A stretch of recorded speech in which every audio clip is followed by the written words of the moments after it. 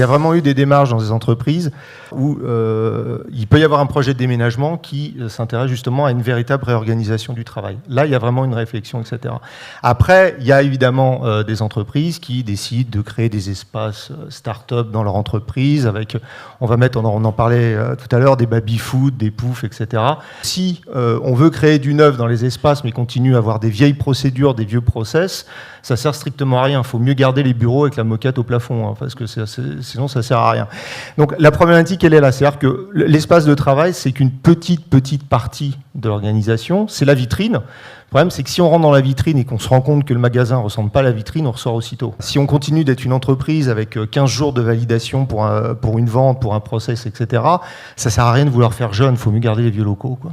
La philosophie du FlexDesk, il y a deux tendances importantes. C'est qu'aujourd'hui, on voit des entreprises qui font du FlexDesk, mais à nombre de places constantes. C'est-à-dire, j'ai 200 salariés, j'ai 200 places assises. Et puis, vous avez les autres qui disent, voilà, j'ai 200 salariés, j'ai 100 places assises. Et là, évidemment, ce n'est pas la même démarche parce que quand on commence à faire des stats sur les taux d'occupation des locaux, on est sur une semaine. Or, on sait bien qu'il y a des jours où il y a des pics d'activité. Avec le FlexDesk, même si on a un bureau, une place attribuée, la grande réflexion qu'il y a eu sur les espaces de travail, c'est qu'on a changé un petit peu la donne.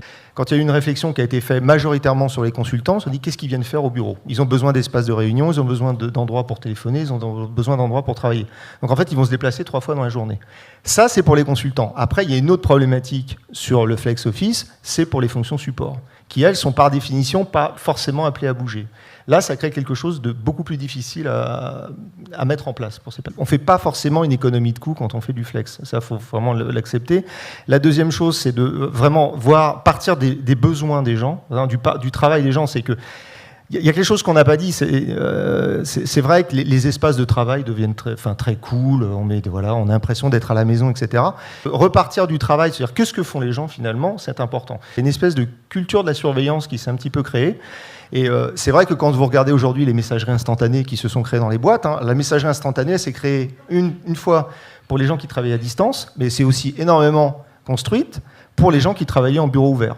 C'est toute une question de la réorganisation du travail qui a été faite, et je pense que le flex, on n'en est qu'au début. C'est-à-dire qu'on va vers, j'espère, là c'est mon côté optimiste de syndicaliste, on va vers un peu plus d'humanisation du flex par rapport à ce qu'on a vu ces dernières années. Donc, les négos, QVT, les négos sur la déconnexion, les négos sur le numérique, les négos sur l'égalité pro, le handicap, tout ça participe de l'organisation des espaces de travail, parce que les espaces de travail ne sont qu'une déclinaison de l'organisation du travail, finalement. Je pense qu'il faut aller beaucoup plus aujourd'hui d'une mesure du temps, qui reste importante certes, mais aller de plus en plus vers une mesure de la charge de travail. C'est important de voir aujourd'hui, c'est que se questionner sur la charge. Et je pense que ce questionnement sur la charge, il est important, justement parce qu'on n'est plus capable aujourd'hui, entre guillemets, excusez-moi l'expression, d'avoir les gens sous la main. Et c'est à partir du moment où on part sur la confiance, elle dans les deux côtés, c'est-à-dire que je dois être capable, moi, de donner du travail à mon collaborateur, mais il doit être capable aussi de se sentir libre, de dire qu'il en a trop.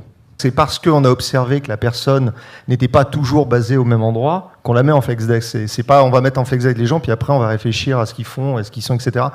La charge mentale, elle est très compliquée parce qu'il y a une difficulté chez les gens, en tout cas nous c'est ce qu'on ressent quand les gens viennent nous voir, c'est qu'il y a une forte attirance quand même pour le lieu de travail. Les gens sont très attachés à leur lieu de travail quand même.